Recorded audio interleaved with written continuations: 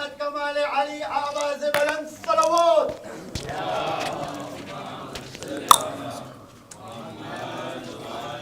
कमाल मोहम्मद कमाल अली आवाज बुलंद सलवात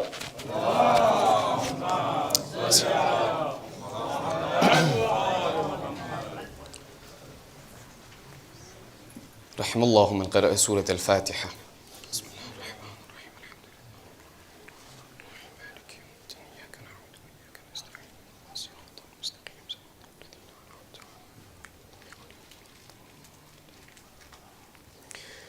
بسم الله الرحمن الرحيم.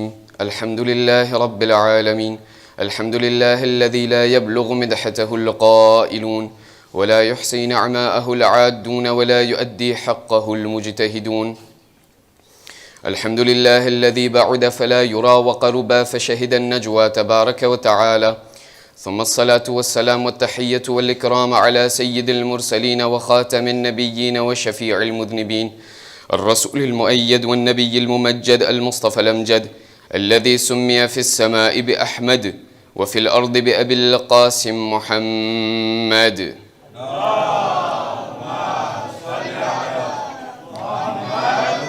وعلى أهل بيته الطيبين الطاهرين المعصومين الذين أذهب الله عنهم الرجس وطهرهم تطهيرا.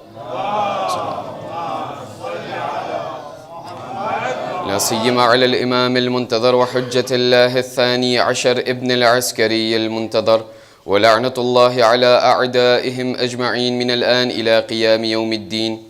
أما بعد فإن الله الصادق العليم قال في كتابه الكريم القرآن الحكيم أعوذ بالله من الشيطان الرجيم بسم الله الرحمن الرحيم. وعلى الثلاثة الذين خلفوا صدق الله العلي العظيم.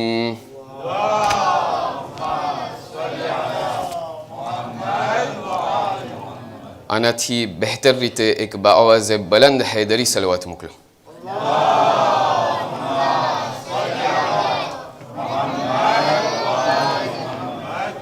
અઝાન મુહતરમ અસ્સલામુ અલૈકુમ વરહમતુલ્લાહિ વબરકાતુહ. બિલકુલ એવી જ રીતે કે જેવી રીતે ઇન્સાન પોતાની જિંદગીના અંદરમાં જેમ એમની જિંદગીને વિતાવતો જાય છે અને એમની જિંદગીને આ દુનિયાના અંદરમાં બસર કરે છે, તો આ દુનિયાના અંદરમાં ઘણી ફેર એવું બને છે અને ઘણા એવા મોકા આવે છે કે જેના અંદરમાં ઇન્સાન અમુક બીમારીઓ અને અમુક મેલેડીનો સામનો કરે છે.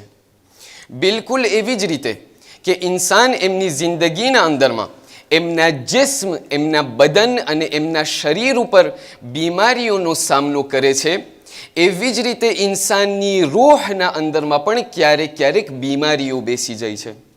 પણ આ બદનની બીમારી, શરીરની બીમારી અને રૂહની બીમારીમાં બે ફર્ક આપણને બયાન કરવામાં આવે છે. તેમાં પહેલો ફર્ક એ છે કે ઇન્સાનનું શરીર જ્યારે બીમાર પડે છે, ઇન્સાનના બદન ઉપર જ્યારે કોઈ બીમારી બેસી જાય છે, તો એ બીમારીના થકી અને એ બીમારીના કારણે ઇન્સાનના શરીરના અંદરમાં પોતે એક દુખાવો અને એક દર્દ મહેસૂસ કરે છે. આ દર્દ એક એવી વસ્તુ છે કે જેને ક્યારેક ઇન્સાન એમની જિંદગીના અંદરમાં બહુ ભારે સમજે છે. ઇન્સાન પોતાની જિંદગીના અંદરમાં આ દુખાવાને પસંદ નથી કરતો. હાલાકે આ દુખાવો અઝીઝાન મુહતરમ ક્યારેક ક્યારેક ખુદાવંદ કરીમ તરફથી એક નેમત હોય છે. શા માટે? કારણ કે જ્યારે ઇન્સાનને શરીરના કોઈ પણ ભાગમાં દુખાવો મહેસૂસ થાય, જ્યારે પણ ઇન્સાનને એમના શરીરના અંદરમાં કોઈ દર્દ મહેસૂસ થાય, ત્યારે એમને એ ખબર પડે છે કે શરીરના આ ભાગના અંદરમાં કોઈ તકલીફ નજર આવે છે અને કોઈ પ્રોબ્લેમ દેખાય છે. જ્યારે એ દર્દ એમને એમના શરીરના અંદરમાં મહેસૂસ થશે, ત્યારે પોતે ડાક્ટરની પાસે જશે અને આ શરીરના ભાગનો ઈલાજ કરાવશે.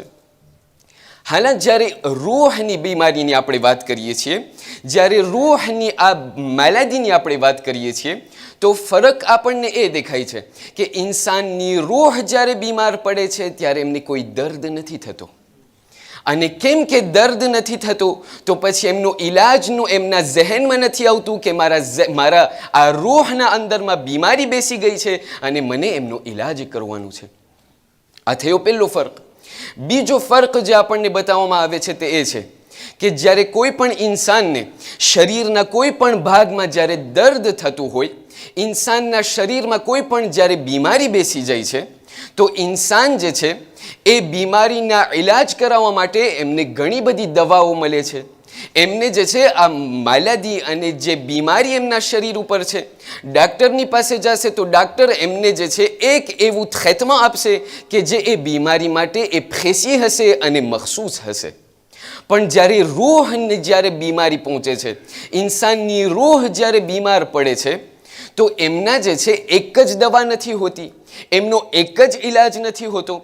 દાખલા તરીકે આપણા તમામ લોકોને, દાખલા તરીકે ખુદાના ખાસ્તા ખુદા આપણને બચાવે, કોઈ પણ એવી બીમારી રૂહાની આપણને તમામ લોકોને લાગુ પડી જાય, તો એ મુમકિન છે, પોસિબલ છે કે તમારા માટે એનો ઈલાજ બીજું કંઈ હોય અને મારા માટે ઈલાજ બીજું કંઈ હોય.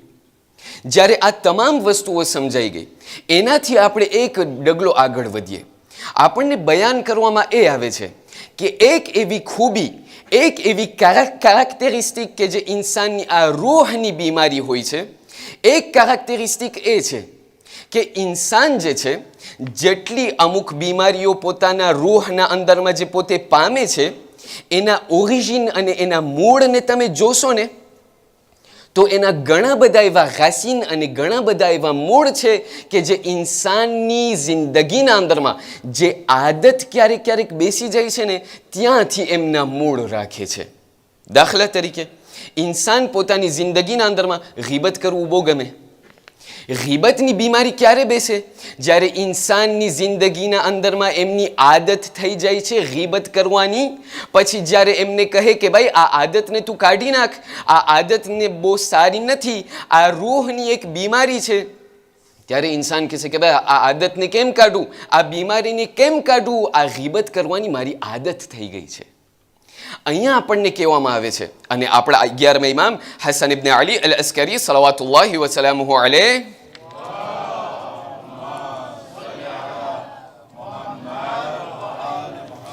ઇરશાદ ફરમાવીને એક રિવાયતના અંદરમાં બયાન કરે છે. કહે છે તમને ખબર છે આ બીમારી જે છે, આ આદત જે છે, જે તમારી જિંદગીના અંદરમાં ક્યારેક ક્યારેક બેસી જાય છે ને, કોઈ પણ આદત અગર તમને કાઢવી હોય, એ પછી દીની રૂહાની હોય કે જિસ્માની હોય, ચાહે પછી ગીબત જેવી વસ્તુ હોય કે પછી બેડી જેવી વસ્તુ હોય, ઇન્સાનને કોઈ પણ અગર આદતને એમની જિંદગીમાંથી નીકાળવી હોય તો એ જે છે મુમકિન છે, પોસિબલ છે. પણ હા, પોસિબિલિટી તો છે, મુમકિન તો છે કે આદત નીકળી જાય, પણ જ્યારે આદત નીકળી જાય તો એને મોજીઝો કહેવાય છે. ખુદાની નજરમાં આ જે છે કોઈ પણ અગર આદત પોતાની જિંદગીમાંથી નીકાળી શકે એને મોજીઝો કહેવાય છે. શા માટે? કારણ કે કોઈ સહેલી વસ્તુ નથી. એક ઇન્સાન જે આટલા વર્ષો થયા કોઈ પણ આદતને અંજામ આપે છે, એને કાઢવું જે છે એ પણ મોજીઝો છે. જ્યારે આ બધું સમજાઈ ગયું, તો હવે આપણે આ મજલિસના અંદરમાં આગળ વધીએ.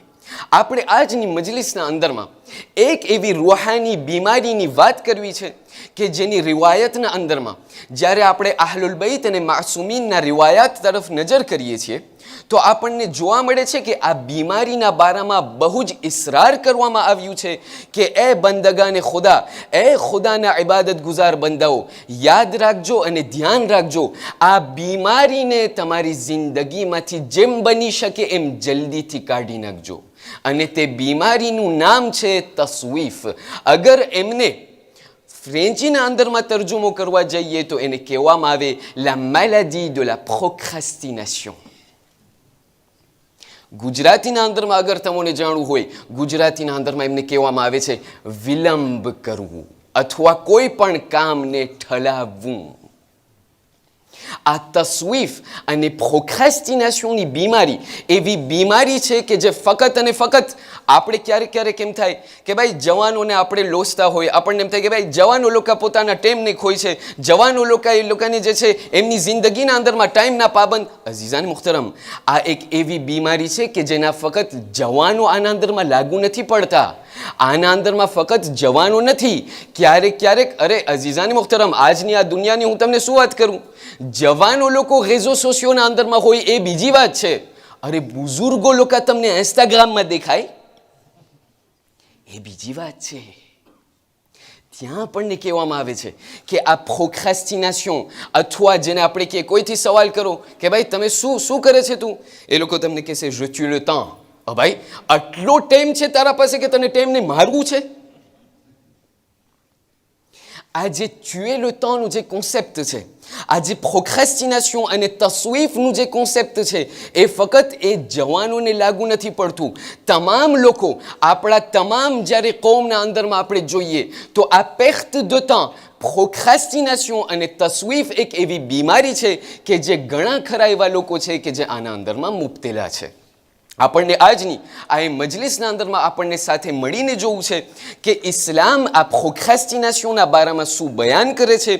રસૂલના જમાનાના અંદરમાં આયા આ પ્રોક્રેસ્ટિનેશન શરૂ થઈ ગયું હતું? આયા કુરઆન મજીદના અંદરમાં પ્રોક્રેસ્ટિનેશનના બારામાં કોઈ પણ વાત થઈ છે?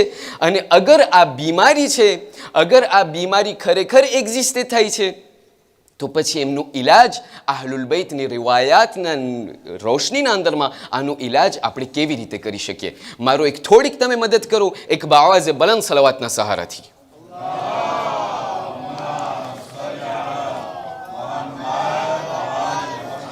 પહેલો સવાલ જે ઉલમાથી કરવામાં આવ્યું, કહ્યું તસ્વીફ જે છે કેને કહેવાય? તસ્વીફ એટલે શું? પ્રોક્રેસ્ટિનેશન એટલે શું? ઉલમા આપણને જવાબ આપે છે અને પ્સિકોલોગ લોકો આપણને જવાબ આપે છે. એ લોકો આપણને કહે છે કે ભાઈ ઇન્સાન જે છે એમની જિંદગીના અંદરમાં ઘણા બધા કાર્યોને અંજામ આપે છે. ઇન્સાન એમની જિંદગીના અંદરમાં ઘણા બધા એક્શનને અંજામ આપે છે. એ એક્શન અને કામને અંજામ આપતા આપતા ઇન્સાન જે છે આ એક્શનના વિઝાવીમાં એમના નિસ્બતથી ઘણા બધા એવા રિશ્તાને ધરાવે છે, ઘણા બધા રિએક્શનને ધરાવે છે. ઉલમા જે છે આ બંને ભાગલાને પાડી બે કેટેગરીને બનાવી અને આપણને દેખાડે છે. પહેલી કેટેગરી એ છે ઇન્સાનોની કે જે લોકો જે પણ કામને અંજામ આપવાનું હોય, ઇન્સાનને કોઈ પણ જિંદગીના અંદરમાં કોઈ પણ કામ અંજામ આપવાનું હોય, એના નિસ્બતથી પહેલી કેટેગરી ઇન્સાનની એ લોકો છે કે જે લોકો કોમ્પ્લેટમાં ઇન્સુસિયન્ટ, કોમ્પ્લેટમાં ઇન્ડિફરન્ટ, એ લોકોને કોઈ વસ્તુની કાંઈ પરવા જ ન હોય, કોઈ પણ એ લોકોની કાંઈ પડી જ ન હોય. એ લોકોને તમે કહો ભાઈ તને નમાઝ પડવાની છે, એ લોકોને એ પણ ન ખબર હોય કે નમાઝનો ટાઈમ વટાઈ ગયો.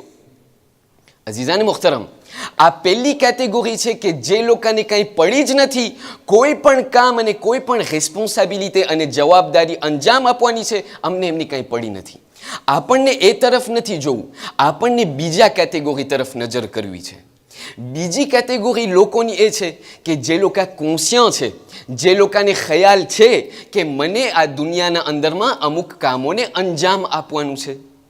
ત્યારબાદ ઉલમા લોકો આ બીજા કેટેગરીના અંદરમાં ત્રણ ભાગલા પાડે છે. ધ્યાન દઈને સાંભળજો. અગર સાંભળશો તો આખિરના અંદરમાં નતીજાના અંદરમાં તમને મજા આવશે. આ જે બીજા ભાગલાના અંદરમાં ઉલમાઓ લોકો એને જે છે ત્રણ ભાગલા કરે છે. આ પહેલો ભાગ એ લોકોનો છે કે જે લોકો જ્યારે એ લોકોને કહેવામાં આવે કે કોઈ કામ તને અંજામ આપવાનું છે, તને કોઈ એક્શનને એકોમ્પ્લીટ કરવાનું છે, તો એ લોકો એ કામને તરત અને ફોરન અંજામ આપી દે છે. એ લોકો વાટ નથી જોતા. અગર આજે કરી શકતા હોય તો કાલની શા માટે વાત જોવું?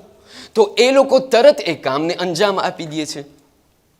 બીજો ભાગ લોકોનો એ છે કે જે લોકોને ખબર છે, જે લોકોને ખ્યાલ છે કે મને આ કામને અંજામ આપવાનું છે અને એ લોકો કામને શરૂ પણ કરી નાખે છે, પણ એ કામને શરૂ કરતા જ તે હજી 5 મિનિટ ન થયા, 10 મિનિટ ન થયા કે એ લોકોનું જે છે હવાસ બીજે ક્યાંય ચાલ્યું જાય.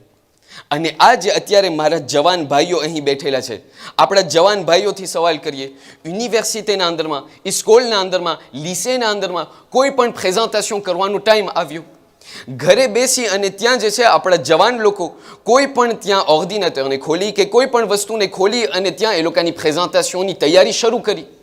હજી તૈયારી શરૂ કરી 5 મિનિટ ન થઈ કે હવે મને ઊભો થાય ને કહેશે ભાઈ મને ચાય પીવું છે. થોડીક વાર નહીં થાય કે હવે નેટફ્લિક્સ જોવું છે. થોડીક વાર નહીં થાય કે હવે આરામ કરવું છે. થોડીક વાર નહીં થાય એટલે રેઝો સોશિયોમાં ચરાવશે. આને જે છે તસ્વીફ ના કહેવાય, આને કહેવાય તવાની. તવાની એટલે શું? તવાની એટલે એક કામને શરૂ કરી નાખ્યો છે, પણ કામને અંજામ આપવામાં વાર લગાડે છે. એ કામને અંજામ આપવામાં એમને જે છે લોંગ જે છે ડિસ્ટન્સ રાખે છે અને એના અંદરમાં પોતે ઢીલ કરે છે. આપણી મજલિસ આજની એના બારામાં નથી. આપણી મજલિસ એ ત્રીજા ભાગના અંદરમાં છે કે જેના માટે ઉલમા લોકો બયાન કરે છે કે આને કહેવાય તસ્વીફ. તસ્વીફ એટલે શું? તસ્વીફ એટલે એ લોકો કે જે લોકોને ખ્યાલ છે કે મને કામને અંજામ આપવાનું છે, મને એક વસ્તુને અંજામ આપવાનું છે, છતાં પણ એ લોકો એ કામને અંજામ જ નથી આપતા. કે છે હજી ટાઈમ બહુ ઘણો બધો છે, કાલે કરી લેશું, આજની કોણ જોયું છે, કાલે થઈ રહેશે. જેને આપણે કહીએ, કોઈથી સવાલ કરશો, ભાઈ હજમાં નથી જતો, ડોસો થાય ત્યારે જઈશ. કોઈથી કહેશો, ભાઈ નમાઝ શરૂ કરી નાખ, આટલી બધી વાર વાટ જોઈ છે, નમાઝ વાજિબ, હજી બહુ જુવાન છું, કાલે થઈ રહેશે, કાલે જોયું જશે. અરે તારી આખિરતની તૈયારી શરૂ કર, કાલની દિવસની કોઈ નથી જોયું. કીધું ના, થઈ રહેશે, કાલે કયામતની કોણ જોયું છે, હમણાં જિંદગી જીવા દે. આને કહેવાય તસ્વીફ. તસ્વીફ જ્યારે ઉલમાને સવાલ કરવામાં આવ્યું કે તસ્વીફ એટલે શું, તસ્વીફ આવે છે સૌફામાંથી. સૌફા અરબીના અંદરમાં એટલે આપખે, પછી, પછી જોયું જશે, પછી કરી નાખીશ. એ પછીના બારામાં તમને ખબર છે અહલુલ બૈત આપણને શું કહે છે? આપણા છઠ્ઠા ઇમામ સાદિક આલે મુહમ્મદ જાફર ઇબ્ન મુહમ્મદ અસ-સાદિક સલવાતુલ્લાહી વસલામુહુ અલૈહ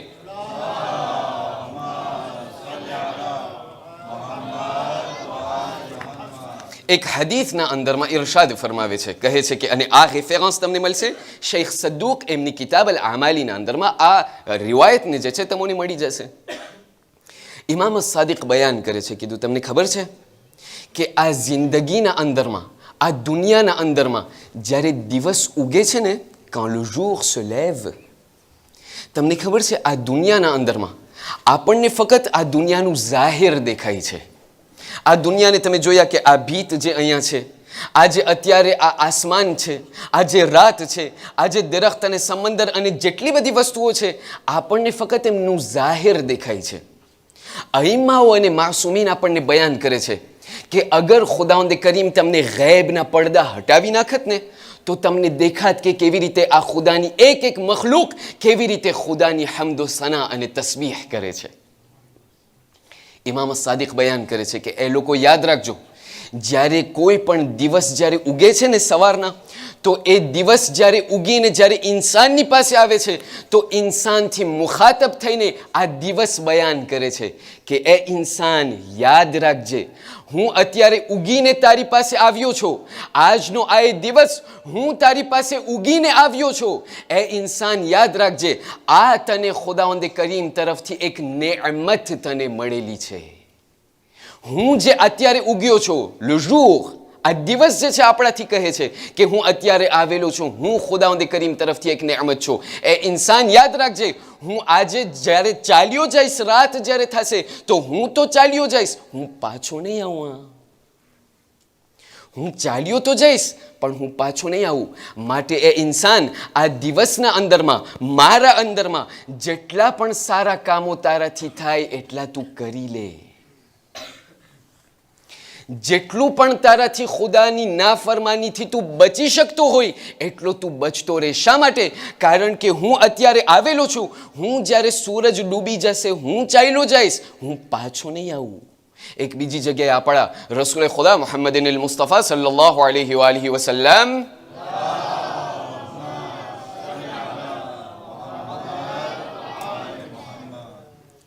જનાબે અબુ ذر અલ-ગિફારીથી નસીહત કરતા બયાન કરે છે કે એ અબી ذر, 5 વસ્તુથી તું ફાયદો ઉઠાડી લે, એના પહેલા કે 5 બીજી વસ્તુ આવી જાય. કહ્યું પહેલું, એ અબી ذر, જવાનીથી તું ફાયદો ઉઠાડી લે, એના પહેલા કે ઝઈફી આવી જાય. ઓલું આપણે જે સાંભળતા હોય ને, જવાની દીવાની, ઓલામાં લોકો કહે છે ભાઈ જવાની દીવાની નહીં, જવાની ઈમાની.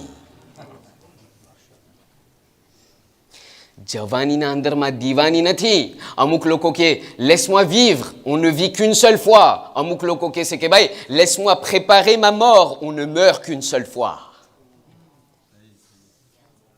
અઝીઝાને મુહતરમ, જનાબે અબીધરને રસૂલલ્લાહ બયાન કરે છે, યાદ રાખજે અબીધર, તારા જવાનીથી તું સારો ફાયદો ઉઠાડી લે એના પહેલાં કે ઝઈફી આવી જાય. તારા માલથી, તારા દોલતથી તું સારો ફાયદો ઉઠાડી લે એના પહેલાં કે ફકીરી આવી જાય. તારી સેહતથી તું ફાયદો ઉઠાડી લે, તારી સેહતથી તું જેટલું પણ તારાથી થાય એટલું ફાયદો ઉઠાડી લે એના પહેલાં કે તને બીમારી આવી જાય. એ અબીધર, તું તારા નવરાંતથી, તારા તોલીબથી તું મેક્સિમમ ફાયદો ઉઠાડી લે એના પહેલાં કે તું મશગુલ અને ઓક્યુપે થઈ જા. અને એ અબીધર, તારી જિંદગીથી તું ફાયદો ઉઠાડી લે એના પહેલાં કે તને મોત આવી જાય. અઝીઝાન મુહતરમ, આપણા અઈમ્માઓ ડગલે અને પગલે આપણને યાદ દેવડાવે છે. લસ્સોને દલાગમ જે છે એ આપણને ધીરે કરીને આપણને કહે છે કે એ લોકો યાદ રાખજો, આ જિંદગીના અંદરમાં ફોખાસ્તીને કરવાનો તમારી પાસે ટાઈમ નથી. જેટલું પણ તમારાથી થઈ શકે, જે વસ્તુને તમે આજે કરી શકો છો એને તમે કાલ ઉપર ન રાખો. આ થયું પહેલું. પણ જ્યારે બીજો સવાલ ઓલમાથી જ્યારે કરવામાં આવ્યો કે આયા આ ફોખાસ્તીના શું હમણાં શરૂ થયું છે, રેઝો સોશિયો શરૂ થયું, નેટફ્લિક્સ ખુલ્યું ત્યારથી આ શરૂ થયું છે કે નહીં, આના પહેલાંથી જે છે ઇસ્લામના અગાઉમાં જે છે આ ફોખાસ્તીના શું શરૂ થઈ ગયું હતું. કુરઆને મજીદ એ વાર્તાને, એ દાસ્તાનને બયાન કરે છે. રસૂલુલ્લાહ મુહમ્મદિન મુસ્તફા સલ્લલ્લાહુ અલૈહિ વસલ્લમ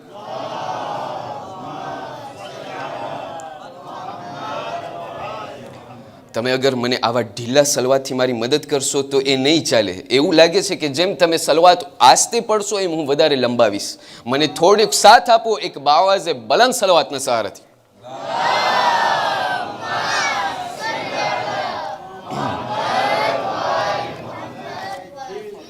કુરઆને મજીદને જ્યારે તમે ઉપાડશો, એક એવી જગ્યા તમને દેખાશે કે જ્યાં આ ફોખાસ્ટિનેશનની વાત થાય છે. પણ એના પહેલાં કે હું તમને એ આયતને દર્શાવું, રસૂલુલ્લાહ જે છે 9મી હિજરીના અંદરમાં, એટલે બસ એમના છેલ્લા વર્ષો રસૂલે ખુદા ગુજારી રહ્યા છે. જ્યારે આખરી એમની જિંદગીના જે આખરી લહઝાત હતા, રસૂલુલ્લાહ જે છે એક એવી જંગ, એક એવી એક્સપેડિશનને પોતે મેને કર્યા છે કે જેમનું નામ છે તબુક.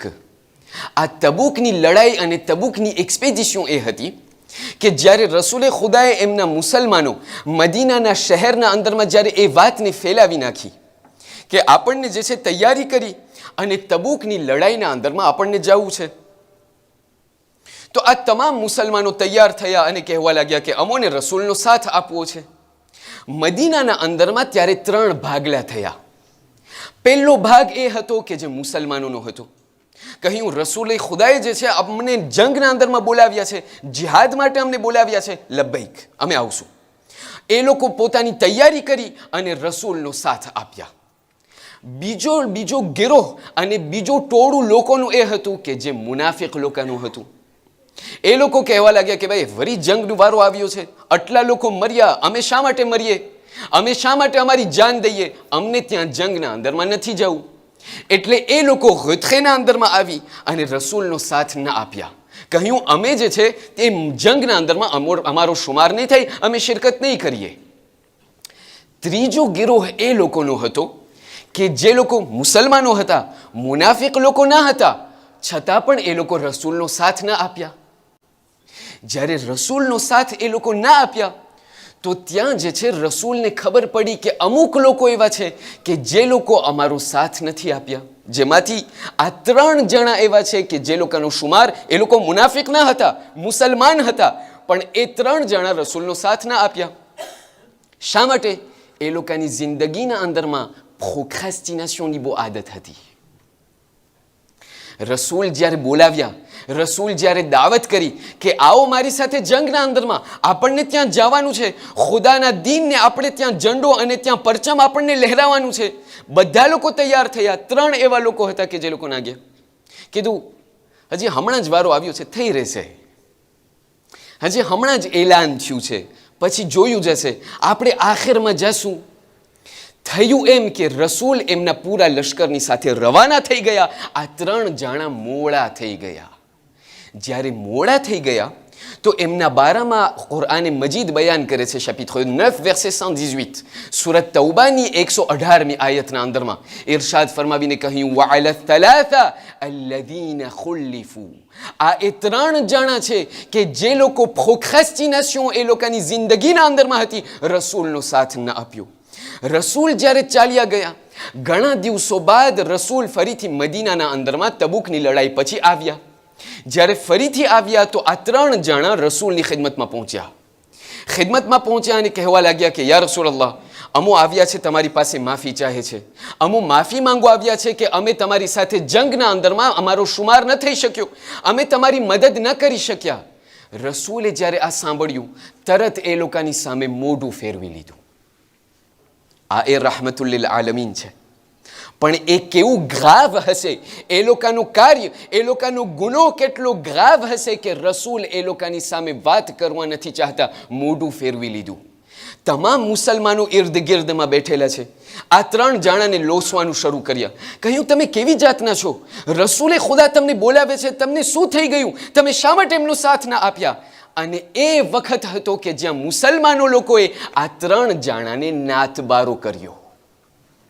જ્યારે નાથબારો કર્યો, પૂરા મદીનાના અંદરમાં એ વાત છવાઈ ગઈ કે આ ત્રણ જણા એ લોકો છે કે જેનું નાથબારો કરવામાં આવેલું છે. હવે આ ત્રણ જણા જાય તો ક્યાં જાય? ગામના કોઈ પણ એવા ખૂણામાં જાય, કોઈ એ લોકોની સાથે વાત ન કરે, કોઈ એ લોકોની સાથે લેણ દેણ ના કરે. જ્યારે એ લોકો બજારમાં જાય, કોઈ પણ એ લોકોને કોઈ વસ્તુ દેવા પણ ન ચાહે, એ લોકોના પૈસા પણ લેવા ન ચાહે. અહીંયા સુધી વાત આવી કે આ ત્રણ જણા જ્યારે એ લોકોના પોતપોતાના ઘરે જતા હતા, એ લોકોની ઘરવાળી અને બચ્ચાઓ એ લોકોની સાથે વાત કરવાનું છોડી દીધું. કહેવા લાગ્યા, તમે કઈ જાતના લોકો છો? રસૂલ તમને બોલાવ્યા અને રસૂલની વાતને તમે લબ્બૈક ના કહ્યું. આ પૂરા ગામે જ્યારે એવી રીતે નાતબારો કરી, અંબાગો કરી અને આ ત્રણ જણા જ્યારે એક અલગ અને જુદા થઈ ગયા, મુફસ્સિરીન લોકો બયાન કરે છે, એક દિવસ ગયો, 2 દિવસ ગયા, 50 દિવસ એવી રીતે ચાલ્યા ગયા. જ્યારે 50 દિવસ પસાર થઈ ગયા તો એક દિવસ એવું આવ્યું કે આ ત્રણ જણામાંથી એક ત્યાં બજારના અંદરમાં કોઈ પણ એવી જગ્યાએ ફરતો હતો. જ્યારે ફરતો હતો તો એવામાં એમની મુલાકાત એક શામી માણસની સાથે થઈ. એ શામી ઇન્સાન કે જ્યાં શામથી આવી અને મદીનાના અંદરમાં સફરમાં આવેલો હતો, એમની સાથે જ્યારે કલામ અને ગુફ્તગુ શરૂ થઈ તો આ શામીને ખબર પડી કે આ માણસ એ છે કે જે ઓલા ત્રણ જણા જેનો નાથબારો કરવામાં આવેલો છે એમાંનો આ એક છે. તો આ શામી કહેવા લાગ્યો કે ભાઈ, હું તો તારા માટે તો હું આવ્યો છું. કીધું, શા માટે? એ ત્યાંથી ખિસ્સામાંથી એ શામી એક કાગળ કાઢી અને એમને આપ્યો અને કહ્યું કે આ મારા રાજા તરફથી તારા માટે છે, તમારા ત્રણ જણા માટે છે. આ ઇન્સાને જ્યારે એ કાગળને ખોલ્યું, જોયું કે અંદરમાં લખેલું હતું, એ રાજા કે જે રસૂલનો દુશ્મન હતો, રાજાએ કહેલું હતું, રાજાએ અંદરમાં લખ્યું હતું કે એ ભાઈ, મને સમાચાર મળ્યા કે તમારો નાથબારો કરવામાં આવ્યો છે. કાંઈ વાંધો નથી, તમારા જ રસૂલ છે ને, તમારા જ રસૂલે તમને ફેંકી દીધા. લ્યો, તમે અમારી આ શામના અંદરમાં આવી જાઓ, અમે તમને જે પણ ખપશે અમે તમને માન અને સન્માન આપશું. અમારી આવી જાઓ, તમે અમારા લશ્કરના અંદરમાં સામેલ થઈ જાઓ, આપણે રસૂલને પછાડી નાખે. પણ આ લોકો મુનાફિક ના હતા, આ લોકો મુસલમાન હતા. જ્યારે આ શખ્સે આ કાગળને વાંચ્યું, તરત રસૂલે ખુદાની પાસે આવી અને આ કાગળ એમની ખિદમતમાં આપીને કહેવા લાગ્યો, કહ્યું, યા રસૂલલ્લાહ, અમોને ભલે નાથબારો કરવામાં આવ્યો હોય, અમોને જે પણ કરવામાં આવ્યું હોય, અમોને યકીન છે, અમો વાકિફ છે, અમોને ખબર છે કે અમારાથી ગુનો થઈ ગયો છે. યા રસૂલલ્લાહ, અમોને આ શામી માણસ અને રાજા તરફથી અમને આ દાવત મળેલી છે, અમને ત્યાં સામે દુનિયાનો પૂરો ખજાનો અમારા પગ પર રાખી દીધું છે. પણ યા રસૂલલ્લાહ, એ વસ્તુને યાદ રાખજો, જેટલો પણ નાથબારો અમારા ઉપર કરવામાં આવે પણ અમે કદી પણ તમારો સાથ નહીં છોડે, કદી પણ અમે તમારો સાથ નહીં છોડે. અમારાથી ગુનો થઈ ગયું છે બરાબર, પણ યા રસૂલલ્લાહ, હું આવ્યો છું તમને આ દેખાડવા અને મારી બૈઅતને ફરીથી તાજો કરવા, તમને કહેવા કે યા રસૂલલ્લાહ, જેટલું પણ અમારા ઉપર થાય પણ અમે તમારો સાથ નહીં છોડે, અમે તમારો સાથ રહીને જ બેસશું. જ્યારે આ બધી વાત થઈ ગઈ ત્યારે કુરઆન મજીદનો આ સૂરોની જે આયત છે એ નાઝિલ થઈ અને કહેવા લાગ્યું, ઇરશાદ રબ્બુલ ઇઝ્ઝત થયું, વઅલા થલાથા અલ્લઝીના ખુલ્લિફુ. હવે જ્યારે 50 દિવસ પસાર થઈ ગયા, આટલું અંબાગો પસાર થઈ ગયું, છતાં પણ આ લોકોએ રસૂલલ્લાહનો સાથ ન છોડ્યો, માટે હું ખુદા આ 3 જણાને માફ કરી દીધો. અરે મારા રસૂલે એ લોકોને માફ કરી દીધા.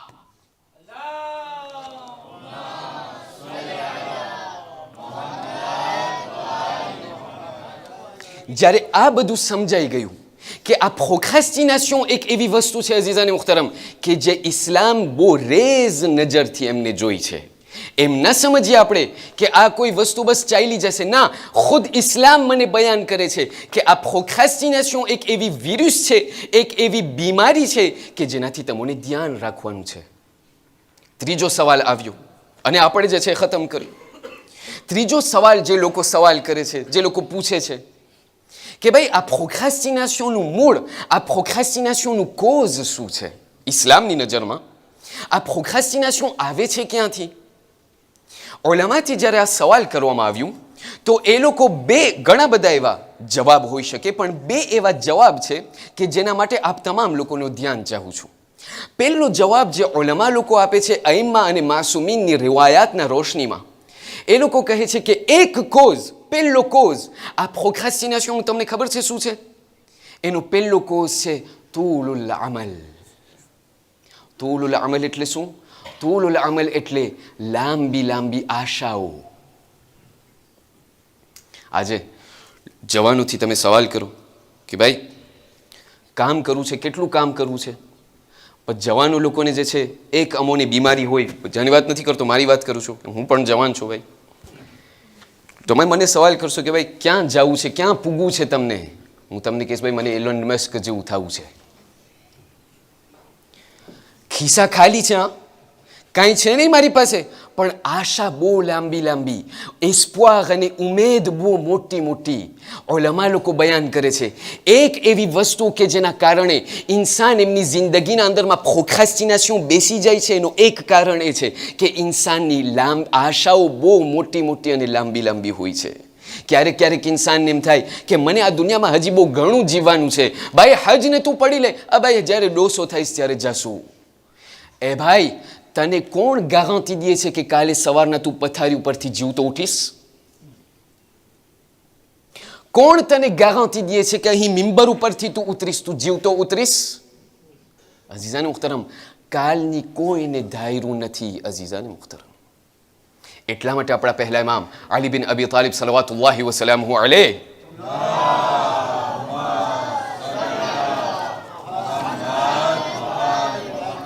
ઇરશાદ ફરમાવીને બયાન કરે છે કે હું તાજ્જુબ કરું છું, મને અજબ લાગે છે એ શખ્સ ઉપર અને એ ઇન્સાન ઉપર કે જે એમની પૂરી સેહતને ફેંકી દે છે પૈસા અને માલને ભેગું કરવા માટે. એ જ પૈસાને પાછું ફેંકી દે છે, એ જ સેહતને પાછું બચાવવા માટે. એ ઇન્સાન આ દુનિયાના અંદરમાં એવી રીતે જીવે છે જાણે કોઈ દિવસ મરવાનો જ નથી, અને આ દુનિયાથી જ્યારે મરે છે જાણે કોઈ દિવસ જીવો જ નહોતો. કબ્રસ્તાનના અંદરમાં આપણે જઈએ, અહીંયાની વાત નથી કરતો, કોઈ ખરાબ ન લગાડે. કોઈ પણ કબ્રસ્તાનના અંદરમાં તમે જાઓ, કબરની તમે જ્યારે ઝિયારત કરો, કબરના જ્યારે ઇર્દ ગિર્દમાં તમે ફરો, ઘણા બધા એવા તમે નામ મળશે કે જેને તમે ઓળખતા પણ નહીં હોય. આ લોકો કોણ હતા? આ જેટલા અમારી સાથે ગઈકાલે ખાતા હતા, પીતા હતા, અમારી સાથે જિંદગી બસર કરતા હતા, આ તમામ લોકો એ હતા કે જે અમારી સાથે હતા. શા માટે એ લોકોને કોઈ નથી ઓળખતું? કાંઈ નામો નિશાન નથી. અઝીઝાને મુહતરમ, મૌલા અલી બયાન કરે છે એવી રીતે તમે જિંદગી ન જીવો કે કાલે જ્યારે તમે આ દુનિયાને છોડીને ચાલ્યા જાઓ તો કોઈ તમને યાદ પણ ન કરે. ત્યાં આપણને કહેવામાં આવે છે આજ રસૂલુલ્લાહ મુહમ્મદિન મુસ્તફા સલ્લલ્લાહુ અલૈહિ વાલિહિ વસલ્લમ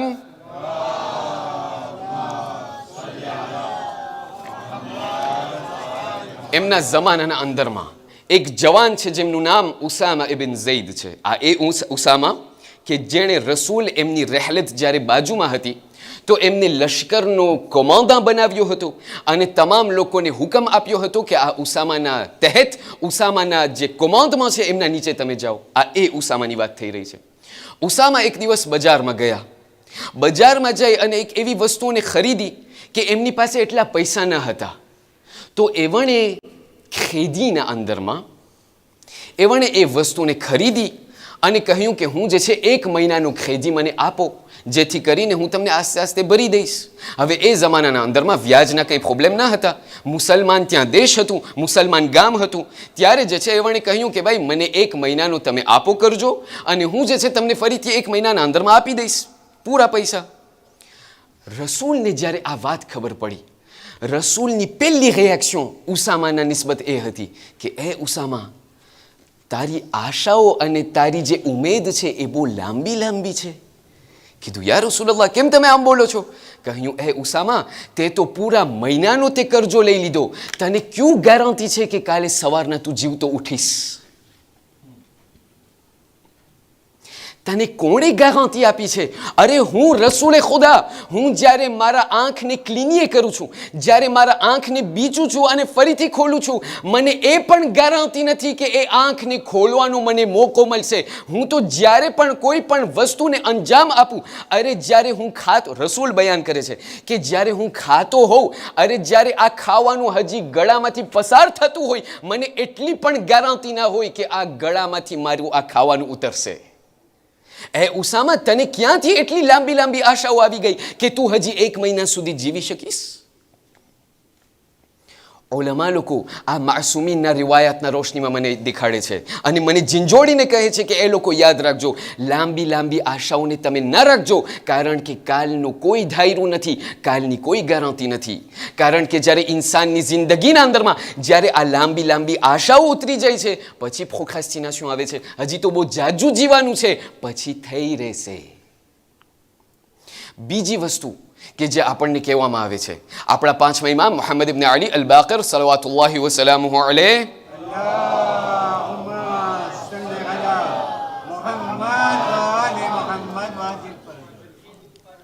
આપણને ઇમામ અલ બાકર બયાન કરે છે. કીધું તમને ખબર છે એક એવી વસ્તુ કે જેના કારણે ઇન્સાન પ્રોક્રાસ્ટિને કરે છે, એક કારણ શું છે? એ કારણનું નામ છે આળસ. ભાઈ ઇમામ બારગામાં નથી આવતો, હજી ટાઈમ છે, અરબઈ નિરાતના આવશું. એ ભાઈ શા માટે અહીંયા ઇમામ બારગાના અંદરમાં દુનાસ્યું નથી કરતો? આવશે, હજી તો નાની રાત છે, જ્યારે મોટી રાત આવશે ત્યારે થઈ રહેશે. અહીંયાની વાત નથી કરતો. કોઈ પણ એવા સંજોગના અંદરમાં તમે જુઓ, એ ભાઈ શા માટે આળસ નથી કરવું? શા માટે? એ ભાઈ ઇમામ અલ બાકિર બયાન કરે છે કે જ્યારે ઇન્સાનની જિંદગીના અંદરમાં જ્યારે આળસ નામની વસ્તુ જ્યારે બેસી જાય છે ને, ફક્ત દીનના બારામાં નહીં, જ્યારે ઇમામ અલ બાકિર બયાન કરે છે કે જ્યારે ઇન્સાનની એમની જિંદગીના અંદરમાં જ્યારે દુનિયાદારીના અંદરમાં દુનિયાના મામલામાં જ્યારે આળસ કરે છે, ભાઈ તું કામ કર, ના કામનું મન નથી થતું. શા માટે? આળસ આવે છે. જ્યારે દુનિયાદારીમાં પણ પોતે જ્યારે આળસ કરે છે, તો આખિરતના બારામાં પોતે ડબલ આળસ કરશે. કારણ કે દુનિયા એક એવી વસ્તુ છે કે જે અત્યારે હું જોઈ રહ્યો છું, આખિરત તો કોઈ નથી જોયું.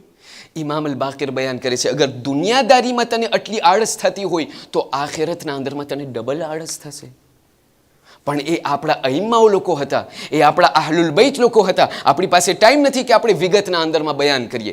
આહલુલ બૈત એ લોકોની જિંદગીના અંદરમાં ડગલે અને પગલે આપણને શીખવાડે છે કે તમે દુનિયાના અંદરમાં શું કે આખિરતના અંદરમાં શું, આળસ નામની વસ્તુ તમે ન રાખજો. કારણ કે આળસ એક એવી વસ્તુ છે કે જે તમને પ્રોક્રાસ્ટિનેશનના અંદરમાં રાખી દેશે. મારી એક તમે છેલ્લી મદદ કરો એક બાવાઝે બલંદ સલાવાતના સહારાથી.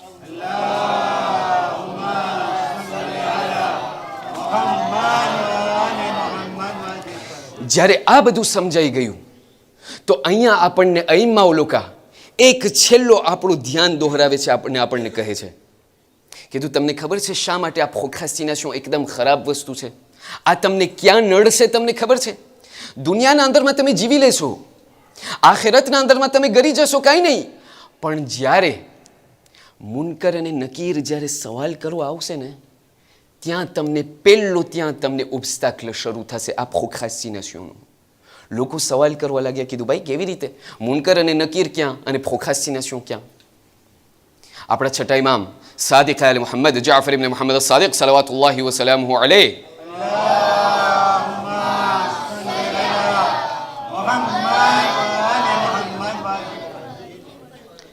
એમના પાસે જે છે લોકો આવીને સવાલ કર્યા, કહ્યું કે યબ્ન રસૂલિલ્લાહ, જ્યારે મુનકર અને નકીર સવાલ કરવા આવશે ને તો એ સવાલ કેવી જાતના સવાલ હશે? ધ્યાન દઈને સાંભળજો, કારણ કે બધાની પાસે આવશે, મારા એકલાની પાસે નહીં આવે. મુનકર અને નકીર જ્યારે આવશે તો કેવા સવાલ લઈને આવશે? ઇમામ સાદિકે ત્યારે જવાબ આપ્યું, કહ્યું 6 અને 3. લોકોએ કહ્યું ઠીક છે, 9 સવાલ. કીધું ના, 6 અને પછી 3. લોકો સમજ્યા નહીં. કહ્યું યબ્ન રસૂલિલ્લાહ, એડિશનને કરી નાખો. 9 સવાલ શા માટે તમે નથી કહેતા? શા માટે તમે કહો છો 6 અને પછી 3? કહ્યું નહીં, પહેલા 6 સવાલ કરવામાં આવશે. અગર એ 6 સવાલના સહી જવાબ આવડ્યા પછી બીજા 3 સવાલ કરવામાં આવશે. અગર 6 સવાલમાં તમે અટકી ગયા તો અઝાબ ત્યાંથી શરૂ થઈ જશે. અને અઝાબ કેવા એ મારી પાસે ટાઈમ નથી, નકર તો બીજી ફેરે તમે મને નહીં બોલાવો. ઇમામ સાદિકની પાસે સવાલ કરવામાં આવ્યું. કહ્યું અમને બતાવો આ 6 સવાલ કેવા સવાલ છે? કહ્યું પહેલો સવાલ, મન રબ્બુકા, તારો ખુદા કોણ છે? તારા નબી કોણ છે? તારા ઇમામો કોણ છે? તારી કિતાબ કઈ છે? તારો કિબલો કયો છે? અરે તારું દીન શું છે? અગર આ 6 સવાલના જવાબ આવડ્યા, કારણ કે ત્યારે એવો આલમ હશે કે ત્યારે જવાબ બધે ભૂલાઈ જશે, પણ અગર એ જવાબ સહી રીતે આવડ્યા પછી બીજા 3 સવાલ કરવામાં આવશે. કીધું પહેલો સવાલ. કહ્યું પહેલો સવાલ એ મુનકર અને નકીર ત્યારે ઊભા હશે આ મરહૂમની સામે. આ મરહૂમની પહેલી રાત હશે અને આ મરહૂમને સવાલ કરવામાં આવશે. કીધું પહેલું, ખુદાએ તને જેટલો પૈસો આપ્યો હતો એ તમામ પૈસો અને એ તમામ માલનો એક સાંતિમનો હિસાબ અમોને અત્યારે આપ. ખુદાએ જેટલો તને માલ આપ્યો હતો એ માલને તે ક્યાં સર્ફ કર્યો? બીજી વસ્તુ, ખુદાએ તને ઘણી બધી નેમતો આપી હતી આ દુનિયાના અંદરમાં. ખુદાએ તને ગળવાળી આપી હતી, ખુદાએ તને બચ્ચાઓ આપ્યા હતા, ખુદાએ તને કુટુંબ આપ્યું હતું, ખુદાએ તને એક કૌમ આપેલી હતી. આ તમામ ખુદાની નેમતો છે. અરે ખુદાએ તને જિંદગી આપી હતી, એ પણ એક નેમત છે. અમને અત્યારે બતાડ કે આ જેટલી પણ નેમતો ખુદાએ તને આપી હતી એનો એક હિસાબ અમોને આપ કે તે એમના સામે તે કેવો વર્તાવ કર્યો. અને ત્રીજી વસ્તુ કે ખુદાએ તને આ દુનિયાના અંદરમાં, આ જિંદગીના અંદરમાં એક ભાગ આપેલો હતો જેમનું નામ છે જવાની. આ જવાની અને આ જેનેસને તે ક્યાં સર્ફ કર્યો હતો? એક મિનિટ અને સેકન્ડનો અમને હિસાબ આપ. અઝીઝાન મુખ્તરમ, ક્યારેક પ્રોક્રેસ્ટિનેશનના અંદરમાં ચાલ્યું જાય ત્યારે મુનકર અને નકીરને હું શું જવાબ દઈશ? અને આખિરમાં લોકોએ સવાલ કર્યો, આ પ્રોક્રેસ્ટિનેશનથી અમે કેવી રીતે બચીએ? તો એનો ઘણા બધા ઈલાજ છે. એક ઈલાજ આપ લોકોને આપી અને આપણે મસાહિબ તરફ આવ્યા. કહ્યું કે એનો ઈલાજ એ છે, ઝહેનના અંદરમાં એ હર હંમેશ રાખો કે આ જિંદગી જે ખુદા તરફથી મને મળેલી છે એક અમાનત અને એક નેમત છે ખુદા તરફથી. હર હંમેશ લઇન શકરતુમ લઅઝીદન્નકુમ વલઇન કફરતુમ ઇન્ના અઝાબી લશદીદ. અગર તમે આ જિંદગીના અંદરમાં તમે સારો ઉપયોગ લીધા આ ટાઈમ અને આ સમયનો, તો હું એના અંદરમાં બરકત રાખીશ. કંઈક એવા લોકો હતા કે જે લોકોની જિંદગીનો સહી ઉપયોગમાં લીધા. પણ અગર તમે આનું કુફરાની નેમત કર્યા, અગર તમે પ્રોક્રેસ્ટિને કર્યા, મારો અઝાબ ત્યારે બહુ તમને કઠણ લાગશે. ઇન્ના અઝાબી લશદીદ. જ્યારે આ નેમતને જ્યારે સહી રીતે ઇસ્તેમાલ નથી કરવામાં આવતો તો એ નેમતને છીની લેવામાં આવે છે. અઝીઝાન મુખ્તરમ, પણ અમુક લોકો એવા હતા કે જે આશુરની રાત, ખબર છે કે કાલે શહીદ થવાનું છે, છતાં પણ રાતના જ્યારે એ લોકોથી સવાલ કરશો કે આશુરના ત્યારે એટમોસ્ફિયર અને વાતાવરણ કેવો હતો, તમને જવાબ આવશે કે ત્યાં હુસૈન ઇબ્ન અલીના ખેમાઓમાંથી ઇબાદતનો એવો આવાજ આવતો હતો જાણે બુગદનમાં દબાઈ હોય. મધમાખી જેવી રીતે અવાજ કરે એવી રીતે ઇબાદતનો આવાજ આવતો હતો. શા માટે?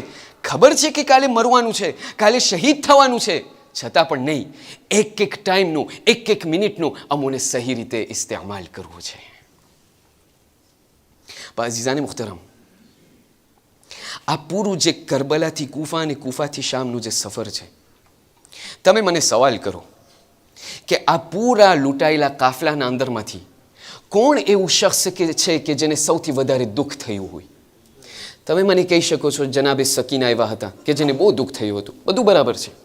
તમે મને કહેશો કે જનાબે ઝૈનબ કે જે ઉમ્મુલ મસાઇબ છે એમને બહુ દુઃખ થયું હતું, ઇન્શાઅલ્લાહ બરાબર છે. એક એવી શખ્સિયત છે કે જેને આ સફર બહુ વસમી લાગી હતી. એ શખ્સ તમને ખબર છે કોણ છે? એ શખ્સનું નામ સૈયદે સજ્જાદ છે. આ એ સૈયદે સજ્જાદ છે કે જેના દુઃખ તમને ખબર છે ક્યાંથી શરૂ થયા છે? ઇમામે સજ્જાદ પોતે બયાન કરે છે કે જ્યારે આશૂરના દિવસે જ્યારે મારી ફૂફી ઝૈનબ મને ઉઠાડવા આવ્યા કે એ દીકરા સજ્જાદ, જુઓ તમારી પાસે કોઈ મુલાકાત આખરી રૂખસતી માટે આવ્યું છે. ઇમામે સજ્જાદ બયાન કરે છે કે જ્યારે મેં આંખ ખોલી અને જ્યારે મારી નજર મારા બાબા હુસૈન ઉપર પડી, મને ઘણી બધી વાર લાગી ઓળખવામાં કે મારી સામે કોણ ઊભું છે. ખબર છે શા માટે? કારણ કે મારા બાબા હુસૈનના શરીર ઉપર એટલા જખમ હતા કે મને વાર લાગી ઓળખવામાં કે આ મારા ઝઈફ બાપ છે.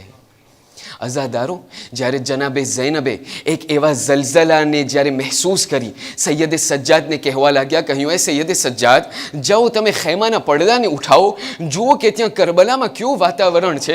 જ્યારે સૈયદે સજ્જાદે ખૈમાના બાયણાને જ્યારે ખૈમાના પડદાને ઉઠાવ્યા, જ્યારે જમણી બાજુએ જોયું, ડાબી બાજુએ જોયું, અત્યારે જ્યારે એમની સામે નજર કરી, બેસાખ્તા કહેવા લાગ્યા, અસ્સલામુ અલૈકા યા અબા અબ્દુલ્લાહ. જનાબે ઝૈનબ ત્યાં ધ્રુજીને સવાલ કરવા લાગ્યા. કહ્યું એ દીકરા સજ્જાદ, તમે શા માટે આવી રીતે સવાલ કરો છો? કહ્યું એ ફૂફી અમ્મા, મારી સામે એક નોકે નેઝા ઉપર એક સર છે જે મારા બાબા હુસૈનનું સર છે. મારા બાબા હુસૈનને શહીદ કરવામાં આવ્યા. તમને ખબર છે અઝાદારો, મસાઇબના એક પહેલુને સાંભળીને આજની આ મજલિસના આપણે ઇખ્તિતામ ઉપર લાવીએ. અઝાદારો, દિલ ખોલીને તમે રડો, દિલ ખોલીને આપણે રડીએ. અઝાદારો, જ્યારે આ લૂંટાયેલો કાફલો જ્યારે કરબલાથી નીકળ્યો છે, જ્યારે કૂફાના અધ રસ્તે જ્યારે આવ્યા છે, તો ત્યાં સૈયદે સજ્જાદ જનાબે ઝૈનબની પાસે આવીને કહેવા લાગ્યા, એ ફૂફી અમ્મા, મને ફરીથી કરબલા જવાનું છે. કીધું શા માટે? કીધું એ ફૂફી અમ્મા, બની અસદવાળા આવી ગયા છે. અરે બની અસદવાળા આવી ગયા છે. એ લોકોને આ તમામ શોહદાએ કરબલાના મૈયતને એ લોકોને દફન કરવું છે. એ ફૂફી અમ્મા, હું અત્યારે જ જઈ રહ્યો છું જેથી કરીને એ લોકોની મદદ કરી શકું. અલહાસિલ અઝાદારો, આ તમામ શોહદાએ કરબલાને દફન કરવા માટે જ્યારે સૈયદે સજ્જાદ મુઅજિઝાથી ફરીથી કરબલા આવ્યા છે, બની અસદવાળાની પાસે આવીને કહેવા લાગ્યા, બની અસદવાળાઓ, આવો એ ટાઈમ આવી ગયો કે જે મારા બાબાએ વસિયત કરી હતી કે તમે અમારા લાશાઓને દફનાવજો. અઝાદારો, બની અસદવાળા આ તમામ કબરને ખોદી એક એક શોહદાઓના લાશને દફનાવવાનું શરૂ કર્યું. અઝાદારો, સૈયદે સજ્જાદ, ખુદા કોઈ એવા દીકરાને એમના બાપનો આવો મંઝર ના દેખાડે. વિચાર કરો અઝાદારો, આ એક કડિયલ જવાન છે કે જે અત્યારે ઝઈફીના આલમમાં છે. ક્યાંય તમે જોયું છે કે એક દીકરો એમના બાપના મૈયતને દફન કરે, પણ જેવી તેવી હાલતમાં નહીં, હાથમાં ઝંજીર હોય, પગમાં બેડી હોય, અરે કાંટાવાળો તોક ત્યાં ગળાના અંદરમાં હોય. અઝાદારો, જ્યારે આ બધા લાશાઓ દફનાઈ ગયા, બની અસદવાળા કહેવા લાગ્યા, કહ્યું એ સૈયદ સજ્જાદ, બસ હવે બધા દફનાઈ ગયા છે, હવે કોઈ શોહદા બાકી નથી. અઝાદારો, સૈયદ સજ્જાદ નહેરે ફુરાતનું રૂખ કર્યા. નહેરે ફુરાતનું રૂખ કરીને કહેવા લાગ્યા, કીધું ના, એક લાશ હજી બાકી છે. કીધું એક લાશ હજી બાકી છે. ત્યાં બની અસદના સહારે સૈયદે સજ્જાદ પહોંચ્યા છે. અરે ત્યાં કબરને ખોદી અરે લોકોને કહેવા લાગ્યા કે એ બની અસદવાળો, મારા ચચા અબ્બાસની લાશને તમે પકડો, હું કબરના અંદરમાં ઉતરી રહ્યો છું, અને લાશને મને સપુર્દ કરી નાખો. અઝાદારો, જ્યારે સૈયદે સજ્જાદ કબરના અંદરમાં ઉતર્યા છે, ત્યાં અબ્બાસની લાશને જ્યારે આપવામાં આવ્યું, બની અસદવાળા બયાન કરે છે કે અમુક ઘણી વાર સુધી થોભર્યા, અમે ઘણી વાર સુધી ખોબર્યા. સૈયદે સજ્જાદ બારે આવતા ન હતા. અમને એમ થયું શાયદ સૈયદે સજ્જાદને કંઈ થઈ ગયું હોય. બસ અમે જ્યારે કબરના અંદરમાં નિગાહ કરી, અમોએ જોયું સૈયદે સજ્જાદ અબ્બાસની છાતી ઉપર સૂઈ ગયા છે. અરે કહી રહ્યા છે, ચચા અબ્બાસ, તમે અહીં નહેરે ફુરાતમાં સૂઈ ગયા, સકીનાને તમાચા મારો. चचा अब्बास તમે નહેરે ફુરાતમાં સૂઈ ગયા, ફૂફી ઝૈનબની ચાદરોને છીલો.